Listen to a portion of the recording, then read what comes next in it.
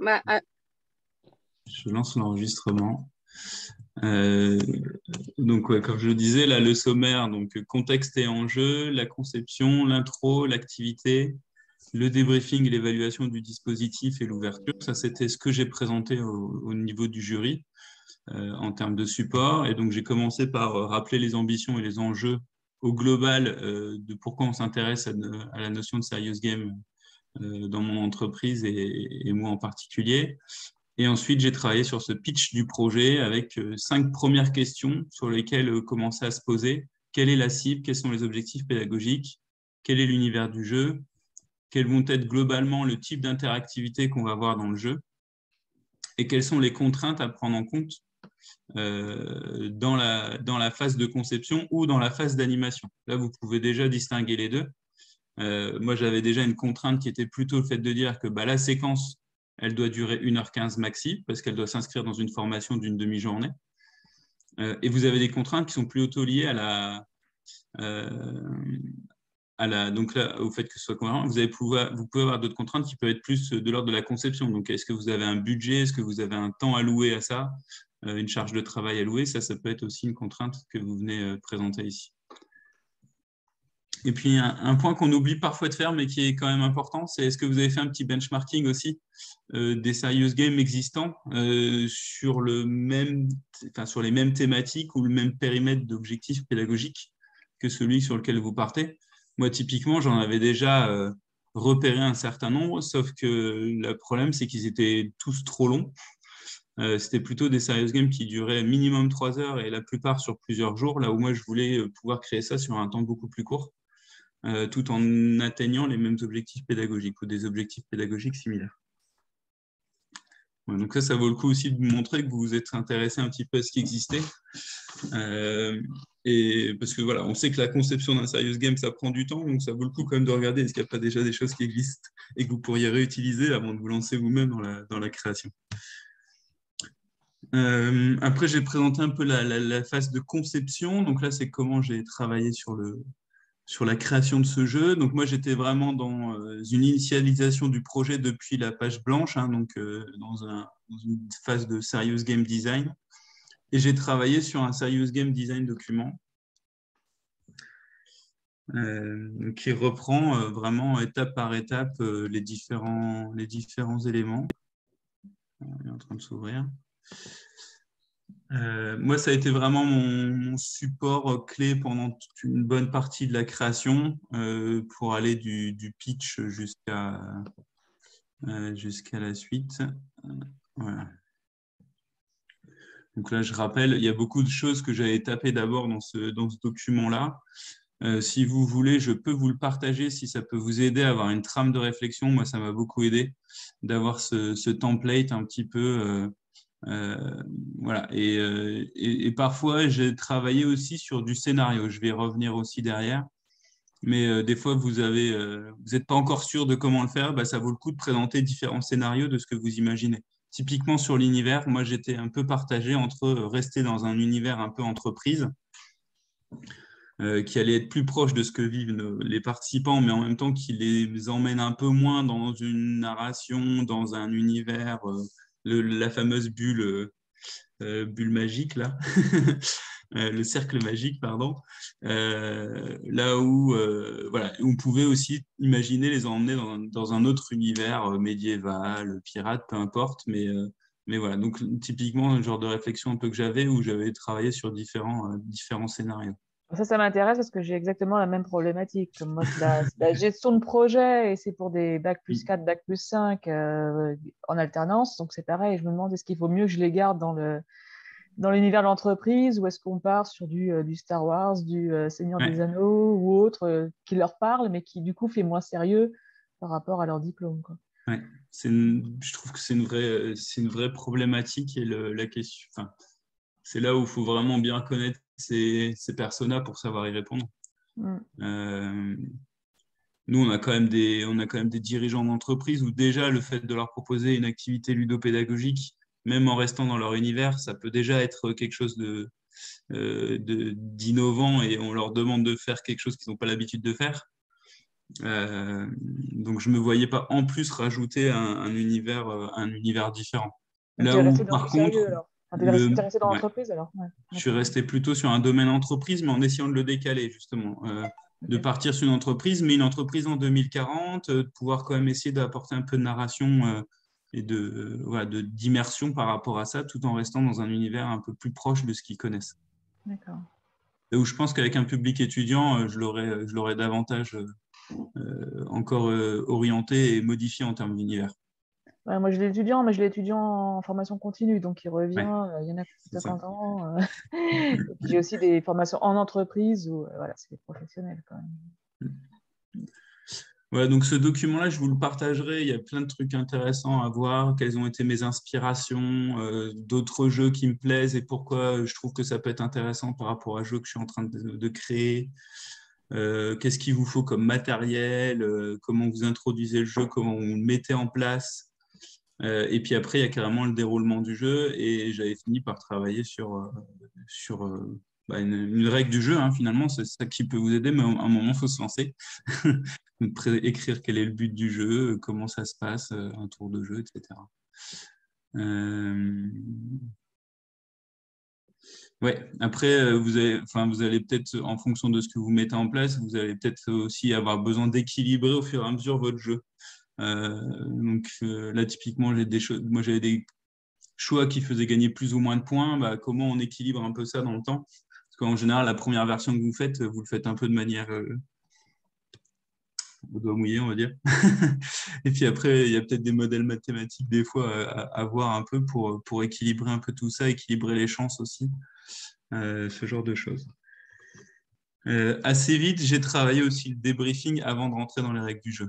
Mais ça, je vais y revenir après. C'est quels sont les messages que j'ai envie de faire passer dans le débriefing avant de rentrer dans la conception du jeu. Il ne faut pas oublier que vous êtes en train de créer un serious game, donc il faut être très au clair sur quels sont les messages sérieux que vous voulez faire passer. Donc, je vous laisserai du coup ce Serious Game Design document en exemple et je vous laisserai vous en inspirer. Je passe un peu vite, vraiment. Là, ce que j'ai aussi partagé, c'est les finalités utilitaires du jeu que j'ai créé. Donc, vous avez, je pense, en tête le modèle GPS de Julien, avec plusieurs grandes finalités. Moi, j'étais sur ces 3 finalités: diffuser un message, dispenser un entraînement et collaborer et co-créer. Et en fait, derrière ces grandes finalités, j'ai été préciser un peu plus ce que je mettais derrière. Qu'est-ce que j'attendais en faire en termes d'expérience et d'intérêt de ce jeu. Donc là, typiquement, dans diffuser un message, les messages que je voulais faire passer, c'est que s'appuyer sur des données permet de décider juste et pas juste décider. Voilà. Donc, le type de message que je voulais faire passer. Pour prendre de bonnes décisions, il faut s'appuyer sur des bonnes données. Si vous avez des mauvaises datas qui ne sont pas qualitatives, vous avez aussi un risque de prendre des mauvaises décisions. La carte n'est pas le territoire. Là, c'est aussi le côté chacun a une vision du monde, une partie de l'information, et c'est souvent en partageant ensemble les informations qu'on arrive à prendre les meilleures décisions. Donc voilà, de pouvoir être un peu plus clair sur les finalités utilitaires. Et après, dans cette partie conception, donc j'avais partagé ce que j'avais imaginé en termes de sémiotique du gameplay. Hein, je vous avais présenté ça rapidement la dernière fois. Donc, quels sont les devoirs-faire, les pouvoirs-faire, les savoir-faire et les vouloir-faire qui vont être mobilisés dans l'expérience ludopédagogique, avec donc les objectifs, quelles sont les actions possibles, quelles sont les compétences qui vont être mobilisées par l'apprenant et quelles vont être les motivations qu'il va vouloir mobiliser ces compétences, qui peuvent être intrinsèques ou extrinsèques.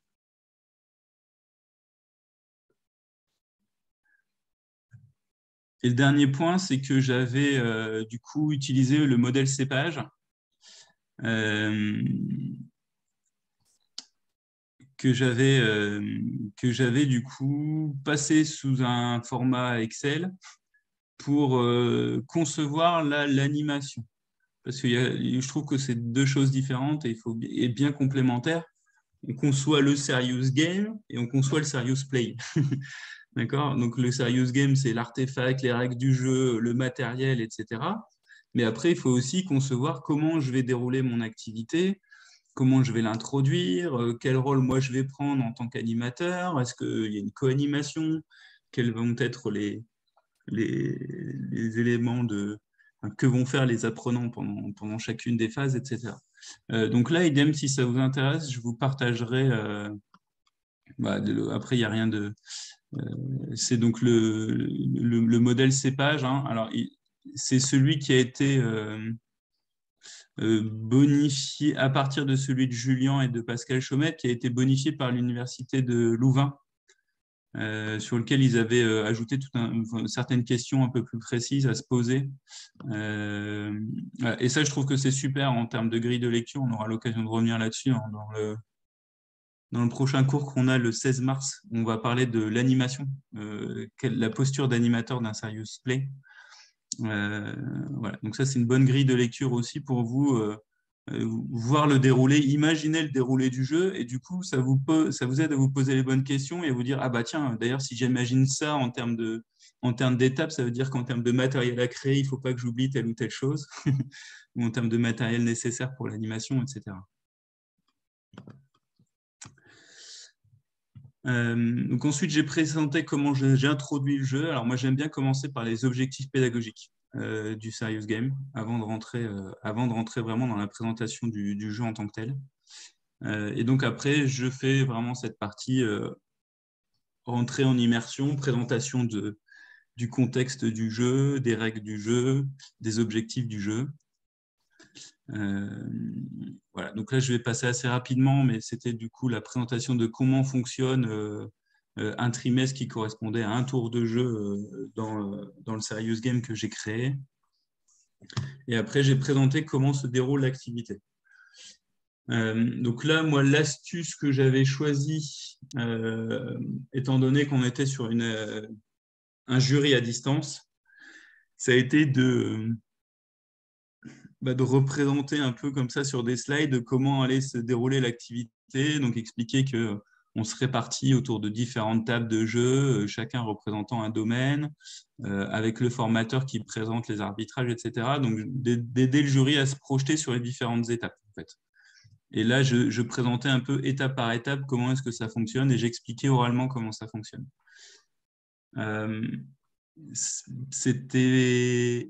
On va dire que c'était pas mal, mais j'ai eu quand même le retour à la fin que le jury aurait aimé tester le jeu. Donc ça, si vous avez la possibilité d'avoir un jeu que vous pouvez faire tester par le jury, ce serait mieux pour eux. Voilà. Donc ça, moi, je sais qu'il y a des camarades de promo qui ont eu l'occasion, eux, de travailler sur un jeu qui était accessible en format ou plus facilement transposable en format numérique. Moi, au moment où je l'ai présenté, mon jeu, je n'avais pas encore identifié le comment je pouvais le transposer. J'avais un certain nombre de contraintes. Il y a une bonne partie d'entre elles qui ont été levées depuis. Et donc aujourd'hui, je serais capable de le passer en format digital. Mais à l'époque, je n'avais pas encore identifié comment je pouvais le faire. Voilà. Et donc là, moi, j'ai présenté vraiment chaque étape en présentant des exemples de matériel de jeu, en présentant du coup un peu voilà, comment se déroule chacune des étapes du jeu.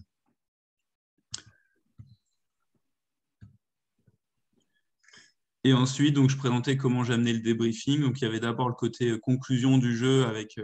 Moi, j'étais sur un jeu coopératif, donc j'étais parti un peu sur une échelle de score sur le jeu de coopération. Donc, en fonction du nombre de points qu'ils font ensemble, ils sont plus ou moins bien placés dans cette échelle de score. Et puis après, j'ai travaillé sur un tableau de leader. Je vous présenterai ça après. Ça, c'est les questions types que je pose dans mon débrief. Et ensuite, j'ai présenté les différents messages clés et comment je synthétise un peu la morale des messages que je voulais faire passer dans le Serious Game avec ces différentes slides de conclusion. Voilà. Et donc, la dernière partie, c'est l'évaluation du dispositif. Donc là, l'objectif pour moi de cette séquence était de montrer comment, dans le temps, j'ai fait de l'amélioration continue et j'ai essayé de valider le fait que le dispositif de Serious Game que j'ai mis en place permet effectivement d'aborder et de remplir pleinement les objectifs pédagogiques que je me suis fixés. Et donc là, ça vous permet aussi d'avoir un premier élément par rapport au planning. Moi, j'avais commencé à griffonner des premières idées fin janvier sur le Serious Game. J'avais travaillé sur le pitch fin janvier et on avait eu un cours mi-février de 3 jours d'affilée là dans le cadre du DU. Je ne sais pas si vous avez ça prévu là bientôt, avec plusieurs jours d'affilée ou pas. Mais Je nous, pense ça que avait été. ouais, pour nous, c'est plutôt début avril Vous, c'était qu'il va y début avoir. avril, ces Ouais. 3 jours d'affilée. Ok. Là, nous, du coup, c'était arrivé mi-février et moi, ça m'a permis de commencer à tester. En fait, ce que j'ai fait, c'est ce qu'on appelle dans le jeu vidéo, ça s'appelle une vertical slice. Mais ce qu'il faut retenir, c'est j'ai créé un bout du jeu. J'ai pas créé tout le jeu. J'ai créé un bout du jeu pour le tester. En fait, plutôt que de créer tout le matériel pour pouvoir jouer une partie complète, j'ai créé le juste matériel suffisant pour pouvoir déjà tester un tour de jeu et voir comment ça se passait. Et ça permet déjà, sur un tour de jeu, de voir un peu, de se mettre en mouvement, de voir comment on présente le jeu, de pouvoir observer aussi ce qui se passe au niveau des joueurs dans un premier test. Et moi, ça m'a permis déjà d'observer les comportements souhaités, de voir que voilà, sur un tour de jeu, ils étaient bien dans une phase d'analyse, ils ont bien mis en place des mécaniques de coopération, de communication, de la logique, ils sont entrés dans une logique d'amélioration continue. Et ça, c'était des objectifs que je m'étais fixés en termes de ce que je voulais voir, en termes de posture des apprenants pendant le Serious Game. Donc, typiquement, je me suis dit, OK, donc ça c'est quelque chose que j'attendais et que je voulais voir, et ça a été bien perçu. Pareil, au niveau des mécanismes que j'avais utilisés dans le jeu, le fait de piocher des cartes, de pouvoir analyser, d'avoir une phase de coopération en temps limité pour partager entre les informations, etc. Le fait de le faire déjà le test sur un tour, ça m'a permis de dire ça fonctionne. Et après, je me suis rendu compte qu'il y a d'autres choses qui ne fonctionnaient pas très bien. Typiquement, je leur proposais d'investir dans la qualité des données plutôt que dans une quantité de données. Donc, en fait, initialement, ils piochaient des cartes, un nombre de cartes en fonction d'un niveau de data, sauf que finalement, j'ai inversé un peu les choses et plutôt que de faire piocher plusieurs cartes, c'était toujours une seule carte, mais la carte passait de 1 étoile à 3 étoiles. Donc, j'avais 3 versions d'une même carte qui étaient avec plus d'infos sur la carte 3 étoiles. Voilà. Donc là, j'ai modifié un petit peu le matériel. Et du coup, j'étais très très content d'avoir testé sur un tour de jeu parce que si j'avais créé tout le matos de tout le jeu en pensant que j'allais je gardais cette mécanique de piocher plusieurs cartes, alors que finalement, c'était plus pertinent par rapport au message que je voulais faire passer de ne garder qu'une seule carte piochée, mais avec différents niveaux de qualité d'information dessus. J'aurais perdu énormément de temps. Donc, mon conseil vraiment là-dessus, c'est une fois que vous avez un pitch, une fois que vous commencez à avoir un peu une idée de ce que vous voulez en termes d'interaction, c'est de créer donc cette fameuse vertical slice. Ne créez pas tout le matos, créez un tout petit peu de matériel qui vous permet de faire un premier test. Et je me suis rendu compte qu'il fallait que je clarifie un peu les objectifs pédagogiques du jeu. Donc, voilà, ma première version de mes objectifs pédagogiques n'était pas pas si clair que ça.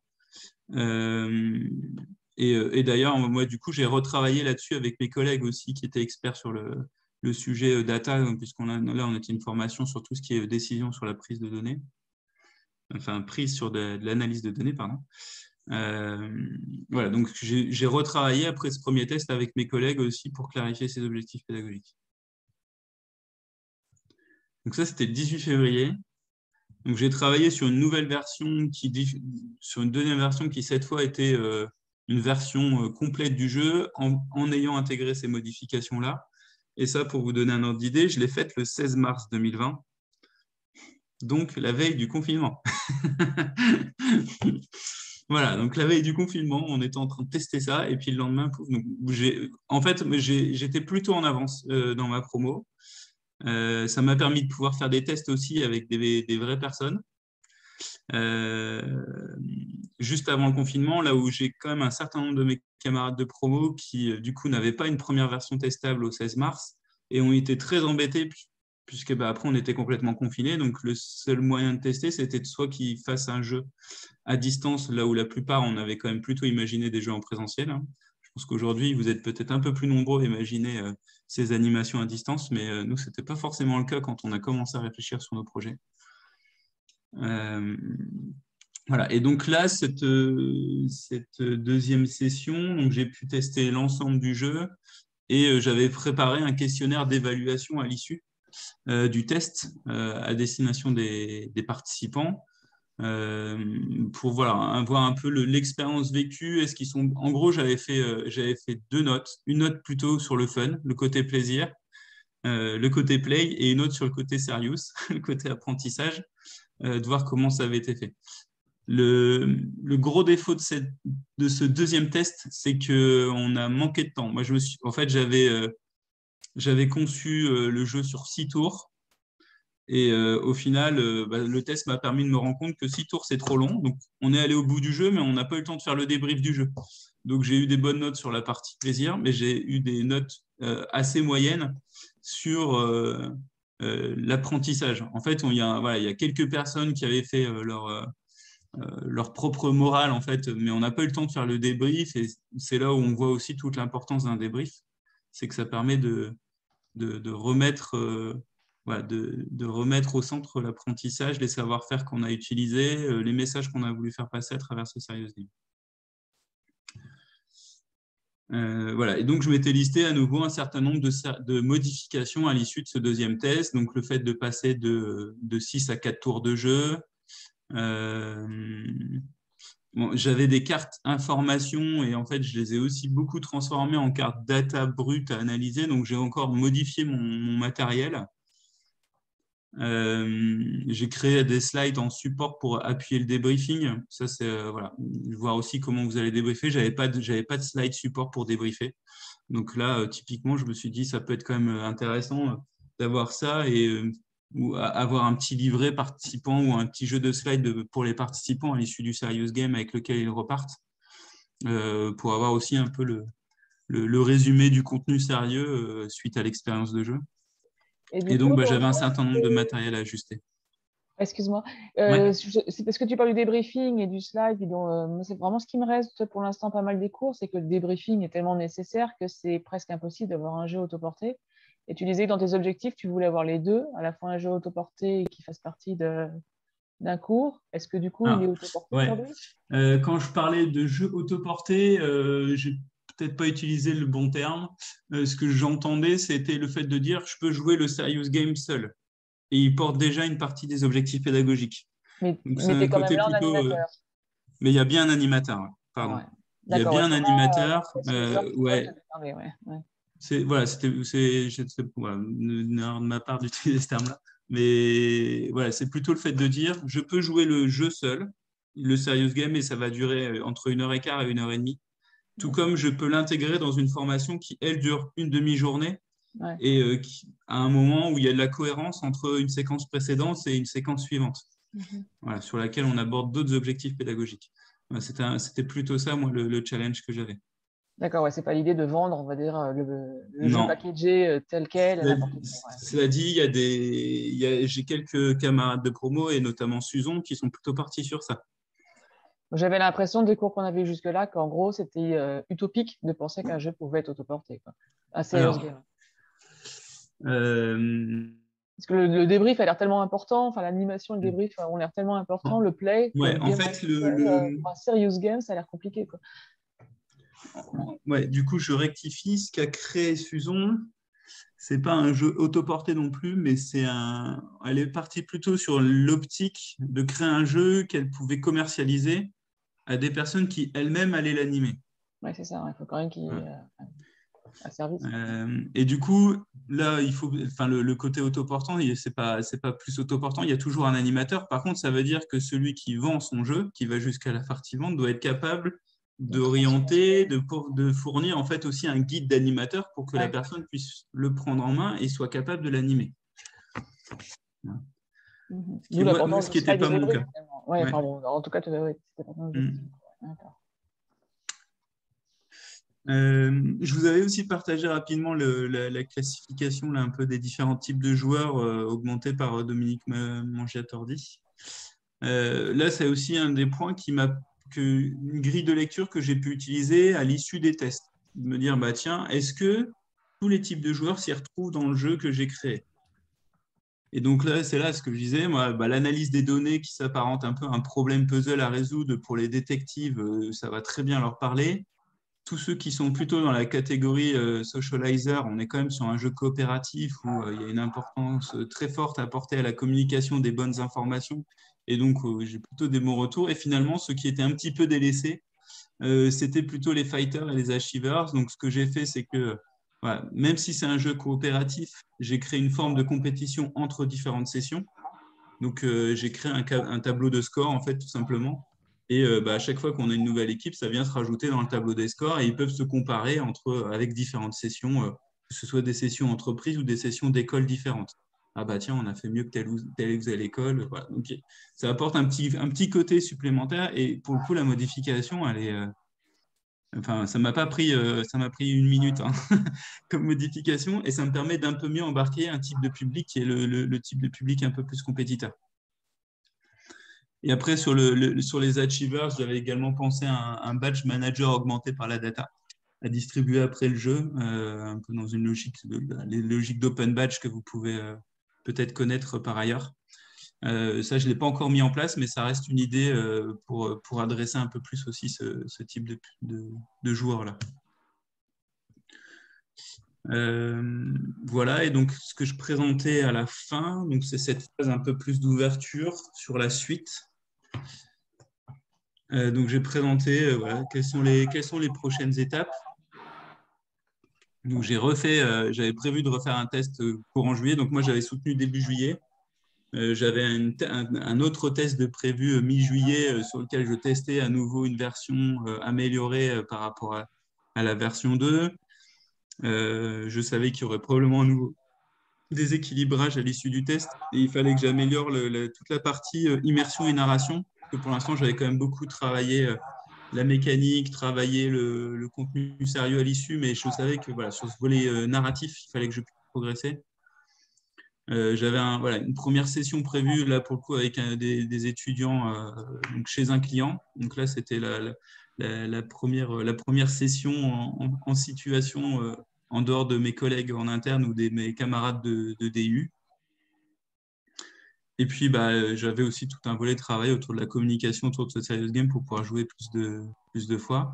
Et puis, dans les ouvertures, j'avais également dit que globalement, en fait, mon enveloppe de jeu, mon squelette de jeu avec les différentes mécaniques, etc., pouvait s'appliquer dans d'autres univers. Donc, j'avais commencé à imaginer qu'est-ce que ça pourrait donner dans un univers complètement différent sur le thème des pirates et qui puisse donner un jeu qui soit un peu plus ouvert au grand public, ouvert à des lycéens, enfin, voilà, de pouvoir ouvrir à d'autres publics en fait que celui que j'ai créé dans un monde d'univers plutôt professionnel.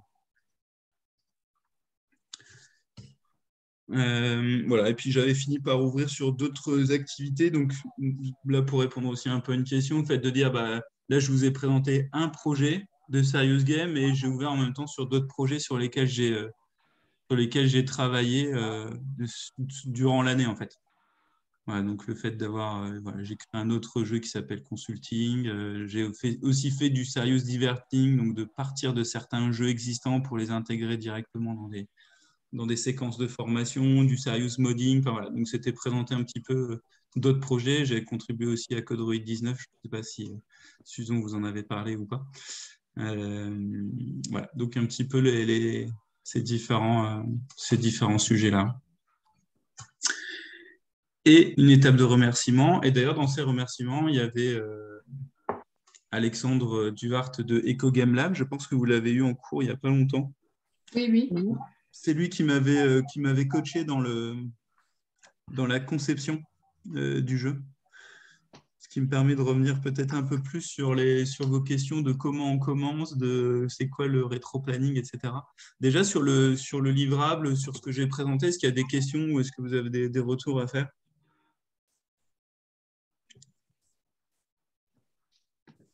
Ça va, c'est un peu plus clair pour vous sur ce qui peut être demandé en termes de présentation? Après, voilà, à nouveau, c'est moi ce que j'ai présenté. Je pense qu'on avait autant de présentations différentes que de, que de camarades dans la promo. Bon, après, je trouve globalement le sommaire, vous pouvez l'appliquer à peu près sur n'importe quel type de jeu. Donc voilà, je pense que ça peut donner un ordre d'idée aussi de ce que vous avez à montrer. Donc ça fait quoi, 30 minutes, hein, c'est ça? Ouais, c'est ça. C'est 30 minutes. Je trouve ça court parce que déjà, en n'ayant pas fait tester le jeu, Bah oui, j'étais à 30 minutes. c'est ce qui me semble. Il y a beaucoup d'informations en 30 minutes. Ouais, c'est ça. Donc, si tu les fais jouer, il reste plus tant de temps que ça, quoi. Oui. Après, voilà, je pense que c'est les faire rentrer dans une posture un peu différente. Il y a peut-être des choses qui se font plus naturellement quand on les fait jouer, notamment parce que ça leur paraît plus évident la partie des briefings sur les messages qui ressortent, s'ils ont testé une partie du jeu ou pas. Mais je trouve pas ça si facile que ça, parce qu'en général, un serious game, ça dure quand même au moins 30 minutes. C'est rare que ce soit moins que ça. Donc, faire tester une partie de votre jeu, mais c'est pas si simple. Mais si vous en avez l'occasion, essayez de garder ça en tête. Sachez que voilà, vous pouvez avoir une astuce comme celle que j'ai mise en place. J'ai des collègues qui ont fait des vidéos expli parties aussi, donc expliquer comment se déroule la partie de jeu, filmer en temps réel en fait une partie de jeu qui a été envoyée aussi en amont du jeu. Il y en a qui ont créé une vidéo d'introduction, d'explication des règles du jeu. Il y a pas mal de possibilités aussi là en supplément pour voilà, pouvoir quand même présenter quelque chose qui aide votre jury à se plonger dans votre jeu. Et mon conseil, c'est évidemment, si vous créez ce genre de choses, ne le faites pas que pour votre jury.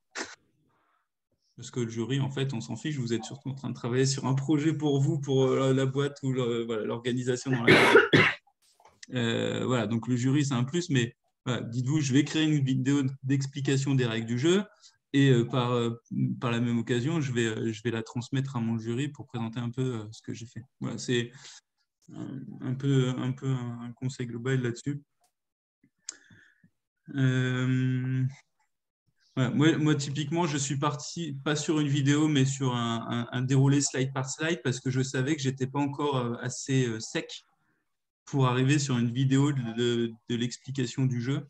Enfin, en gros, je savais que si je crée une vidéo, il fallait probablement un mois après que je la refasse parce qu'elle était obsolète. Je savais qu'il y avait encore des règles du jeu qui allaient bouger, etc. par rapport à mes différents tests.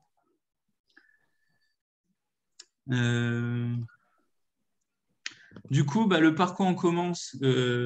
Pour vous répondre, du coup, moi, vraiment, je vous conseille de commencer par le pitch. Je trouve que ça, c'est vraiment une première étape. Déjà, vous posez la question de ces 5 éléments-là, la cible, les objectifs pédagogiques, dans quel univers vous allez mettre votre jeu, quel va être le type d'interactivité entre les joueurs ou entre les joueurs et le jeu, et est-ce que vous avez des contraintes à prendre en compte. Déjà, si vous avez votre pitch, c'est une super première étape, parce que ça va pas mal vous orienter sur la suite. Faire un petit benchmark, je trouve que voilà, à nouveau, ça peut aider. Et puis après, ça dépend aussi de quoi vous partez, dans quel type de jeu, vers quel type de jeu vous allez. Clarifier, est-ce que vous êtes sur de la gamification, est-ce que vous êtes sur du serious game design, est-ce que vous allez être plutôt sur une logique de parcours à gamifier, est-ce que vous allez plutôt être dans le fait de détourner des jeux du marché pour pouvoir les utiliser en formation. Ouais. Typiquement, ça, c'est quand même une orientation importante à prendre à un moment donné et assez tôt dans le projet. Finalement, voilà, les différents éléments que j'ai mis là, je trouve que ça peut être assez vite créé. Si vous partez sur une création depuis la page blanche, dans ce cas-là, je vous inviterai à essayer de creuser sur ce Serious Game Design document à partir du template que je vous enverrai. Parce que voilà, ça va vous permettre de vous poser les bonnes questions. Je dirais globalement, il faut se lancer. Il faut se lancer assez vite. Il faut se lancer dans la fameuse idée de vertical slice. Là, quelle va être votre optique, c'est j'ai besoin de tester très vite une idée. Il faut vraiment que vous partiez dans cette optique-là. Et donc, de quoi avez-vous besoin pour tester rapidement une première idée que vous avez en tête à partir du moment où vous avez écrit votre pitch? Donc, créer le juste matériel. Et quand je dis créer le juste matériel, ça peut être, pour l'instant, vous faites des cartes papier, stylo, vous écrivez à la mano dessus le matériel pour pouvoir tester. Vous n'avez pas besoin d'avoir un beau matériel pour votre premier test de jeu. Ça paraît... on a vu pas mal d'outils méthodologiques qui peuvent vous aider. Et en même temps, il ne faut pas oublier que c'est de la création. Et donc, c'est quand même très itératif. Vous allez créer une première version et puis vous allez vous rendre compte qu'il y a des trucs qui marchent et des trucs qui ne marchent pas. Vous allez créer une deuxième version et ainsi de suite. Donc, il faut vraiment prévoir votre rétro-planning aussi avec cette idée qu'il faut que vous puissiez régulièrement faire des tests. Si vous voulez pouvoir présenter un projet abouti lors de votre soutenance, je ne sais pas si c'est au mois de juillet, c'est ça? À peu près? Début juillet, normalement. Ouais, c'est ça. Fin juillet, début juillet. Bah, dites-vous que si vous voulez déjà présenter quelque chose d'un peu abouti, il faut au moins pouvoir l'avoir testé 2 fois, idéalement 3 fois avant. Donc, ça vous donne déjà un peu votre rétro-planning par rapport à ça. Dire, si je veux te présenter un jeu qui a été testé 2 ou 3 fois avant, c'est-à-dire que je le teste une fois en juin, je le teste une fois en mai. Et si je peux, je le teste déjà une première fois au mois d'avril pour vous laisser un peu de temps entre chaque test de bonification, de retravail de votre matériel, etc. Et donc, ça veut dire que voilà, vous avez dès maintenant jusqu'à avril pour vous dire en avril, je fais un premier test avec une partie de mon matériel pour faire, alors si c'est des tours de jeu, tout juste un tour, enfin en tout cas, vous n'avez pas besoin de créer tout le matériel pour votre premier test. Ça, c'est vraiment un point important.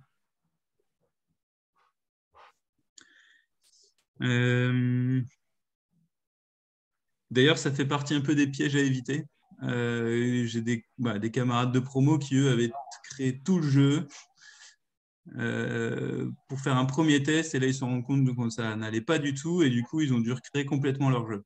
Et ils ont perdu énormément de temps avant ce premier test à créer toute une première version de leur jeu. Donc, vraiment, ça, dans les regrets, les pièges à éviter, je vous invite à essayer de réfléchir au juste minimum de matériel pour pouvoir tester rapidement.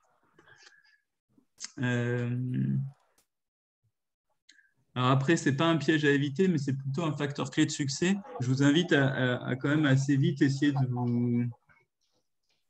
d'identifier par qui vous allez être accompagné et comment vous allez mobiliser ce coach auquel vous avez droit dans le cadre de votre création de projet. Moi, c'est vrai que j'avais quand même déjà plutôt bien des idées en tête de comment avancer. Voilà, si vous posez la question à Alexandre, il va vous dire que voilà, j'étais assez mature sur ce que je voulais faire. Et pour autant, le fait d'avoir mis en place les coachings avec lui, ça me permettait aussi de rythmer, en fait. Ça donnait du rythme. Donc, j'avais un coaching avec lui. Je pense que c'était tous les 15 jours ou 3 semaines sur les 2 mois qui précédaient la soutenance. Donc, ça m'a permis aussi de donner du rythme. À chaque fois, je préparais ma séance de coaching et donc, voilà, je savais ce qu'il fallait que je puisse apporter par rapport à la fois d'avant, de relister un peu les questions que je me posais, les points de doute que je pouvais avoir. Et puis, ça permet d'avoir un regard extérieur aussi qui est hyper intéressant, en dehors du fait de donner du rythme. Voilà, quelqu'un qui va vous aider à voir les choses un peu différemment, parce que quand vous êtes la tête dans le guidon en train de créer votre jeu, je vous assure qu'au bout d'un moment, vous ne voyez plus trop les autres options et vous pouvez avoir l'impression d'être un peu coincé parfois par rapport soit à des contraintes que vous êtes fixées ou alors voilà, ça peut vraiment prendre des formes diverses, mais voilà, nous on avait parlé notamment de ces questions d'univers, on avait parlé de comment pouvoir le passer à distance s'il fallait le faire à distance. Et c'est là qu'il y a aussi plusieurs pistes qui sont ressorties. De comment mieux maîtriser la durée du jeu, de comment l'animer aussi. Enfin, c'est vraiment autant de questions que j'ai pu traiter et échanger avec lui.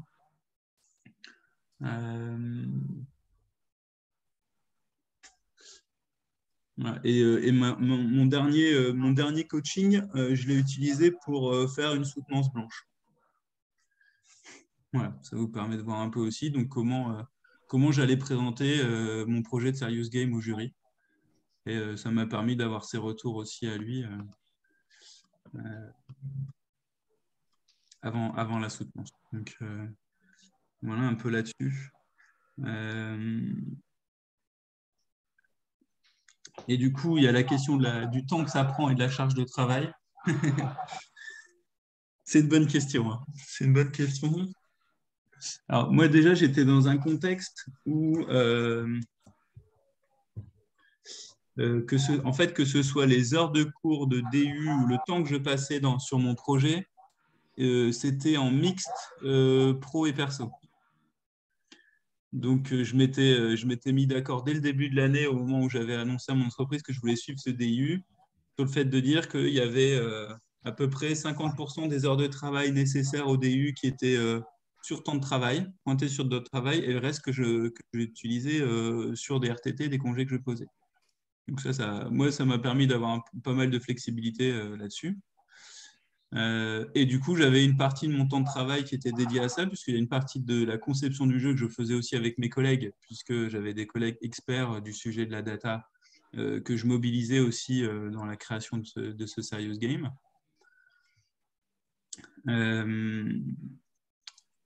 Et puis après, j'avais une partie que je faisais plutôt sur mon temps perso. C'est vrai que souvent, je prenais notamment les mercredis après-midi, puisqu'on avait cours le mercredi après-midi. Voilà, les 2 premières heures, c'était pour suivre le cours, et les 2 heures suivantes, je bossais sur mon projet pour pouvoir avancer. C'est un jeu, voilà, après, quand vous êtes dedans, une fois que vous êtes dedans, voilà. Je vous avoue que voilà, j'ai bossé dessus le soir, j'ai bossé dessus dans le trajet en train pour Paris quand on avait encore du cours au CRI, notamment. Voilà. Enfin, ça peut aller assez vite aussi.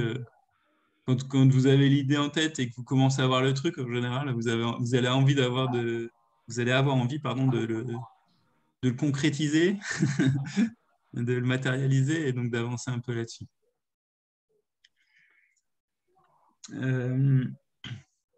Du coup, pour vous donner un ordre d'idée, je pense que j'ai sur le projet en tant que tel,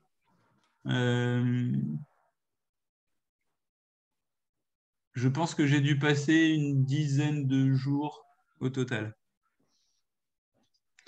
Enfin, sur la première partie de l'année, donc entre l'idée et la soutenance. Parce que j'ai rebossé depuis dessus, hein, pour améliorer encore des versions, pour voir comment communiquer dessus, etc. Mais voilà, ça m'a représenté à peu près une dizaine de jours de travail. Pour moi, sachant que j'ai aussi quelques collègues qui ont contribué et qui ont dû passer à peu près 2-3 jours. J'ai 2 collègues qui ont dû passer à peu près 2 jours dessus, on va dire. Et là, maintenant, tu l'utilises Oui, nous, on l'utilise à chaque fois qu'on joue cette formation, qui est donc une formation qui est à destination des chefs de projet, des managers, des équipes informatiques sur comment transformer son entreprise et son métier avec la data. À chaque fois qu'on joue cette formation, on joue le Serious Game puisqu'il est inclus dans cette formation. Et on l'a joué 2 fois de façon indépendante auprès de publics étudiants. Voilà. Donc c'est dans des écoles sur lesquelles on n'a pas forcément été jusqu'à mettre en place un partenariat avec possibilité d'intervenir sur des formations complètes. Mais ça permet déjà de faire une première action de sensibilisation sur une thématique data, sur un temps court. Voilà, et ça se fait plutôt bien. Mais je pense que c'est là dans le choix de votre projet, parce que je pense qu'il y en a plusieurs parmi vous qui ont plusieurs idées de projet. Je suis là à avoir noté ça la dernière fois. Voilà, choisissez le projet sur lequel vous avez a priori le plus de charge de travail et qui peut apporter le plus de bénéfices pour votre job, je dirais. Parce que globalement, c'est un projet sur lequel vous allez passer du temps via votre DU, mais ça va aussi vous servir côté pro ou perso en fonction du type de projet. Voilà, donc typiquement, moi j'ai plutôt j'avais d'autres thématiques, mais celle que je voulais mettre en avant, c'était ce gros projet d'acculturation à la data à travers le jeu, qui était le plus gros projet que j'avais identifié à ce moment-là, quoi. Et puis faire quand même une ouverture, comme je vous le proposais tout à l'heure, à la fin sur d'autres projets sur lesquels vous êtes en train de travailler, quitte à pouvoir partager peut-être aussi des éléments là-dessus.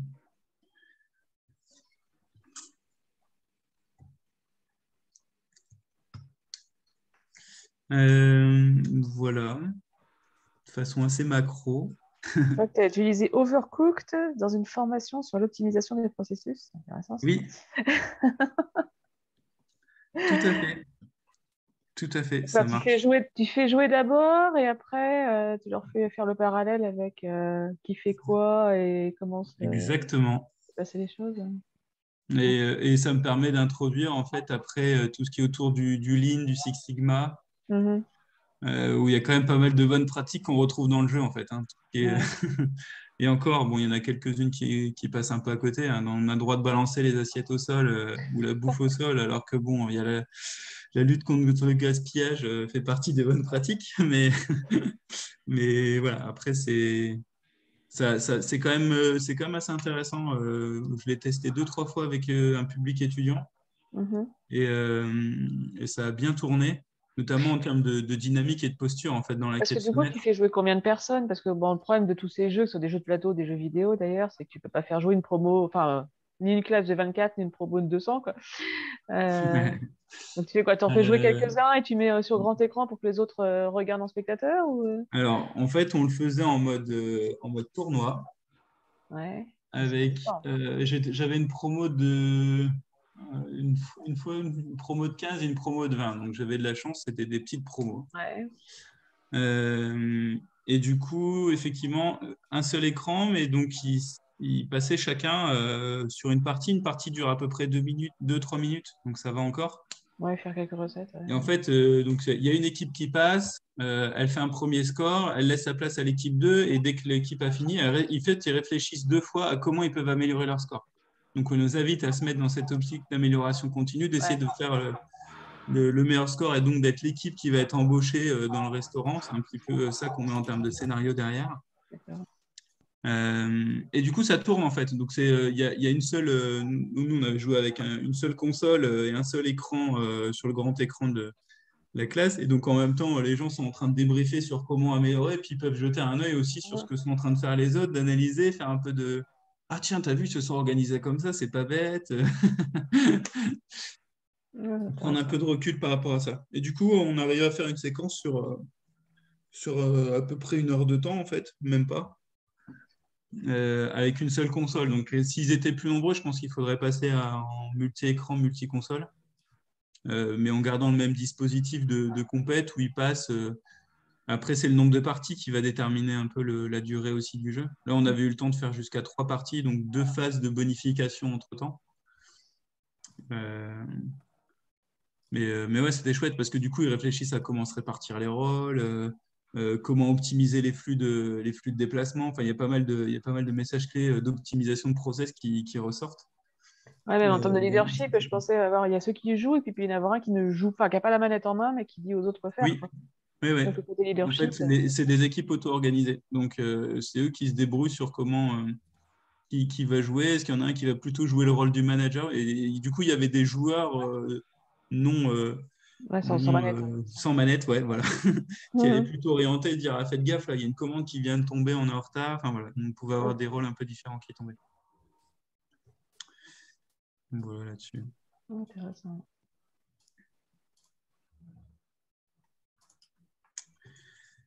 Euh, Voilà, je ne sais pas si j'ai répondu à toutes vos questions.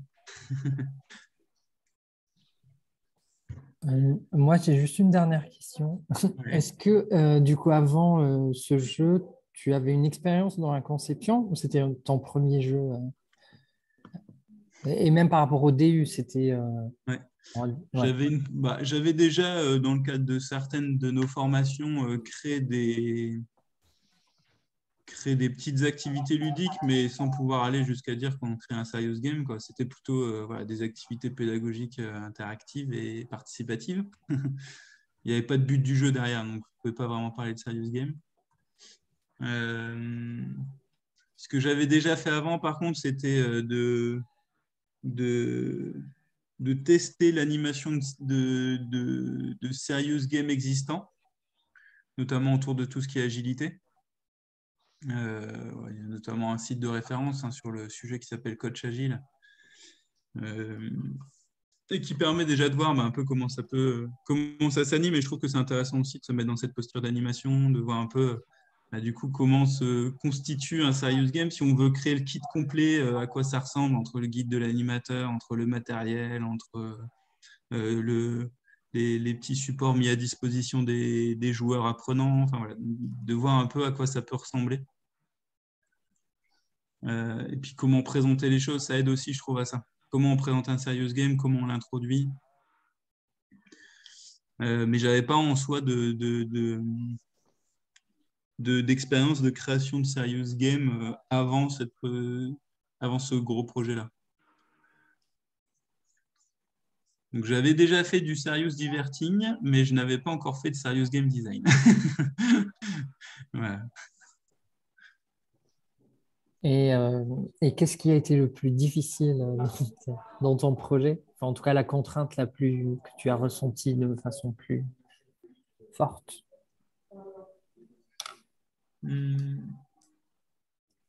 Aucune contrainte. Non, après, je pense que ça va être la même probablement pour un bon nombre d'entre vous. C'est effectivement le temps est consacré. Ouais, mais à nouveau, je trouve que j'étais dans une bonne disposition pour pouvoir aller jusqu'au bout parce que j'avais aussi un certain nombre de jours prévus dans le cadre de mon temps de travail pour ça. Si j'avais eu que mon temps perso, je pense que ça aurait été un peu compliqué, honnêtement, de pouvoir porter tout ça sur le temps perso. Surtout en étant jeune papa à l'époque, d'un petit bout qui dormait pas trop la nuit et ni le jour d'ailleurs. Voilà, donc ouais, j'étais content d'avoir la possibilité de prendre des demi-journées sur mon temps de travail par-ci par-là pour pouvoir vraiment me plonger dans la création du matériel parce que c'est ça qui prend un peu de temps à un moment donné. L'écriture des règles du jeu aussi, entrepasser j'ai une vague idée à j'écris les règles du jeu, ça aide beaucoup à structurer les choses aussi. À un moment donné, il faut se lancer là-dedans. Comment je vais écrire les jeux et une personne qui ne connaît pas le jeu doit être capable de lire les règles et de comprendre comment on joue. Ça va vraiment vous aider à poser les choses, à lister le matériel, à lister les objectifs du jeu, les buts du jeu, comment on gagne, c'est quoi les différentes phases de jeu. Enfin, voilà. Après, en fonction du type de jeu sur lequel vous êtes, ça va être plus ou moins... vous avez des jeux plus simples. Aujourd'hui, on a certains jeux qu'on voit sortir où les règles du jeu sont expliquées en 3 pictogrammes derrière, avec un petit texte en dessous. Et pour autant, le jeu est assez puissant. Ça dépend quand même pas mal de ce que vous voulez créer. Mais...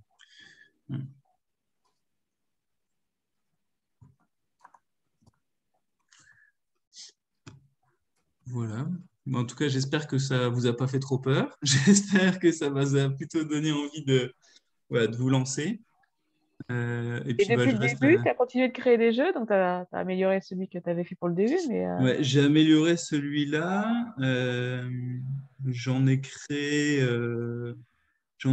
un autre pour identification de différents rôles impliqués dans la transformation, dans la gestion du système d'information.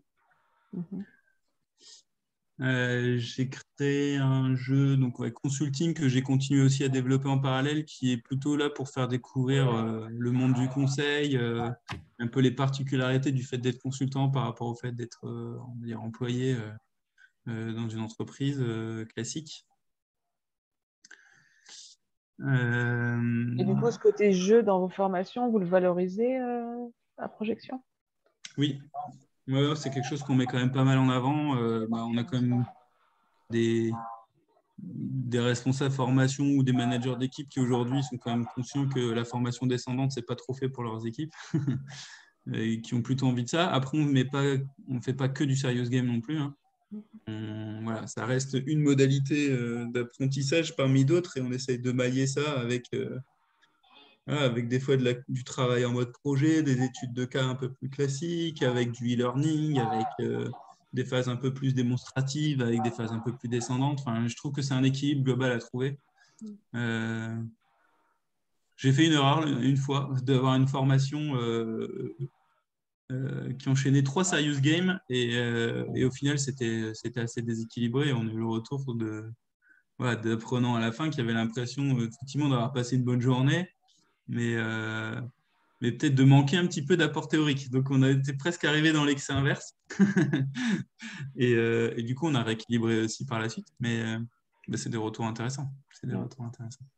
Voilà, à utiliser à bon escient. Il y a des apprenants qui arrivent à transposer directement, mais il y en a, moi je le vois des fois dans le débriefing de mes jeunes, il y en a, ils ne voient pas, si tu mets pas les points sur les i, ils n'arrivent pas à transposer. Ouais, c'est clair que c'est pas forcément... c'est un vrai enjeu dans cette phase de débriefing et c'est pas si évident que ça d'aider à transposer entre l'expérience vécue dans le jeu et l'expérience au quotidien. Et j'ai envie de dire encore plus pour un public étudiant qui ne connaît pas forcément le quotidien auquel on les prépare. Non. Ça, c'est encore plus complexe. Autant avec un public pro, ils vont quand même globalement être un peu plus à l'aise là-dessus, sur le fait de bien voir entre ce qu'ils sont en train de vivre au quotidien et ça. Mais je trouve qu'avec le public étudiant, c'est encore autre chose. C'est encore autre chose. Après, on a des étudiants qui sont en alternance, qui ont déjà fait des stages, etc. Et heureusement, ça aide aussi. Mais... Ouais. C'est un vrai sujet. Bon, et ben, je vous souhaite un bon... Merci beaucoup. Merci beaucoup pour ce temps. Un bon échange avec Julien demain, une bonne mise en mouvement là-dessus. S'il y en a parmi vous qui cherchent un coach, voilà, pourquoi pas. En tout cas, je me tiens à votre dispo. Ou... Après, à nouveau, je vous invite à vous poser la question à qui peut être la bonne personne pour être mon coach en fonction du projet que vous menez. Je pense que Julien vous en reparlera demain aussi. Et vous pouvez aussi multiplier différents types de coachs. Voilà. Ayez ça aussi en tête. Parce que des fois, sur votre projet, vous allez avoir une problématique un peu plus, c'est pas juridique, liée à des droits d'auteur, au fait de déposer sur tel ou tel type de licence votre jeu. Et donc, ça vaut le coup d'avoir au moins une séance de coaching avec un expert du sujet. Pour d'autres, vous êtes sur de la gamification, sur de la création de serious game. Déjà, c'est pas tout à fait la même chose. Je pense que rien que si vous êtes sur l'un ou sur l'autre, moi, à votre place, je ne choisirais pas forcément les mêmes coachs là-dessus. Voilà. Puis après, ça peut être aussi parfois avoir un coach qui puisse avoir aussi un peu potentiellement une expertise du domaine, où là, même si ça, c'est pas forcément toujours évident. Souvent, l'expertise du domaine, c'est vous ou avec vos collègues que vous allez l'apporter. Ouais.